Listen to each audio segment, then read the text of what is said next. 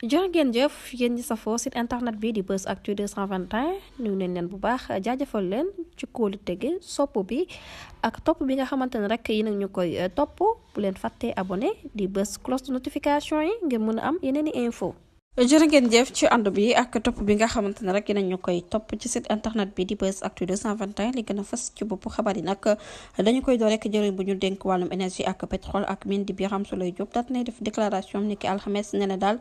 ci 484 nouvelles demandes exploitation minière yi nga xamante ne rek jot nañ ko ci service ci diirub décembre 2023 jëm septembre 2024 amul benn boo xamante ne rek dëppoo nga ci ak lu yoon wax nee na moom ci jëmi boppam rek ma ngay daal di wax le lu toll ci 484 nouvelles demandes titre autorisation exploitation yi nga xamante ne rek jot nañ ko ci diirub décembre 2023 jàpp septembre 2024 amul benn bu ci dëppoo ak lu yoon wax moom ministre bi nag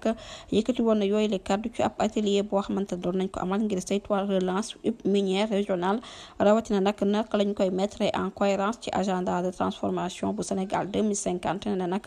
lu toll ci juróom-ñaar fukki demande ak juróom-ñaar la ñu daal di renouveler jot ne nag yëf yi nekk na ci période boo xamante ne bu légal la lu ci des yëpp nag dafa daal di wàcc ak li nga xamante ne rek moom la yoon daal di santaane di kaddu kii di Birame Souleye Diop ba tax nag ma ngay sàkku ci entreprise minière yi ñoom ñëpp ñu nekk en règle moom ministre bi nag daat nay xamle que ne région bu est bu Ndakaaru lu toll ci 41% titre autorisation yi délibéré guñ ko waaye daat nay préciser nag taux bi nga xamante ne rek moom moo identique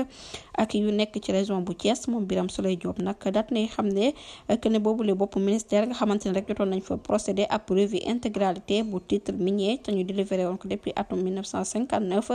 rapport bi nag daal dinay déposé ci taabalu président de la république ak ilimaanu jëwriñ bu njëkk bi di déclaration bi nga xamante ne daal dina koy dëggal ak équipe yi nga xamante ne rek ñoom ñooy liggéey bu mucc ayib ngir appropriation bu nu mel nag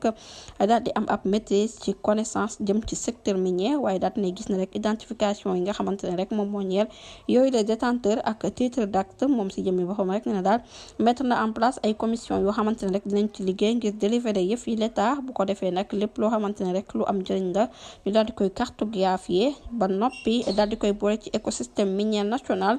di kat bi nga xamante ne rek jëwriñ bi daal dina koy xamle du ñàkk dinañ ci ñëwaat ci yeneen jotaayu xabaar jërë ngeen jëf ci ànd bi bu leen fàtte abonné bés cloche de notification gi dara bañ leen raw